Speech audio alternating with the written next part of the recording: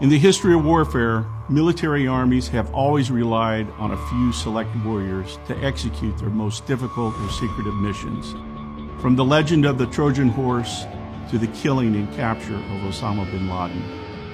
For many years in the U.S., these warriors were in their isolated groups, relying on their respective services to organize, train, and supply them with equipment for their missions. Then in 1980, there was Operation Eagle Claw. It was then that the separate Special Operations Forces were forced to work together. The result? A mission failure at a refueling point in Iran called Desert One. Lesson learned. From that event, the nation and Congress recognized these special operations warriors needed to routinely work and train together. Congress created the U.S. Special Operations Command. Established in the late 1980s, U.S. SOCOM would provide a singular operational command, bringing order and unity to these forces. For the air power portion, the Air Force Special Operations Command employed the C-130 because it's the perfect tactical platform to move special operations warriors into the most demanding of environments.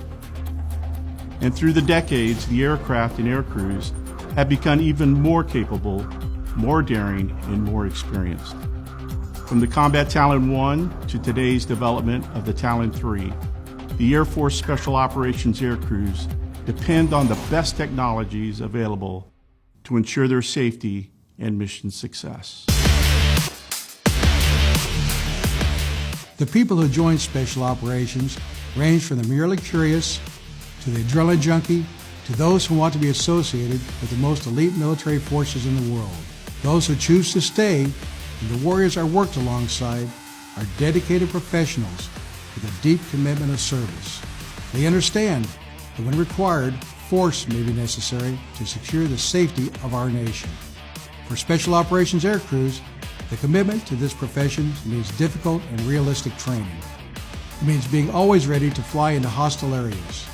It means flying low to avoid detection if required, and doing it when others least expect their arrival. In return, they deserve the best resources we can provide to help them achieve mission success. I look at today's air crews and I'm proud. I also know they stand on the shoulders of those Combat Talon crews who flew in Vietnam, at Desert One, into Grenada and Panama, who crossed into Kuwait and Iraq during Desert Storm, then later into Afghanistan and again into Iraq.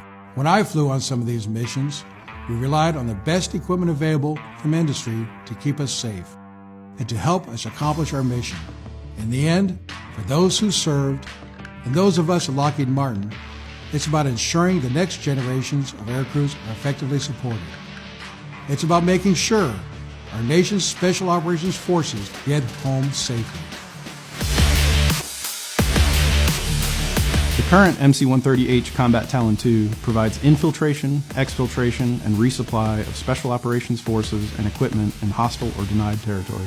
Secondary missions include psychological operations, as well as helicopter and vertical lift refueling. The aircraft accomplishes these missions primarily by using a terrain-following radar capable of operations in adverse conditions. The MCTF program updates that critical terrain-following capability to lay the foundation for Combat Talon 3. This new platform starts by building on inherent MC-130J capabilities, then adding next-generation terrain-following radar technology. The program will not just integrate that new radar, but will also evolve the digital cockpit to automate essential functions. This will allow a smaller AFSOC crew to do as much or even more than current crews can do. The Combat Talon has always been essential to U.S. SOCOM because of its capabilities. It was there at the beginning, at the genesis of U.S. SOCOM. It was there at Operation Eagle Claw. It's an honor to be part of the creation of a more effective Combat Talon platform, a platform that has such a legacy in our country's history. It's not just a legacy, it's a dynasty. It is the king of its mission set. Nothing comes close to it. Nothing comes close to it.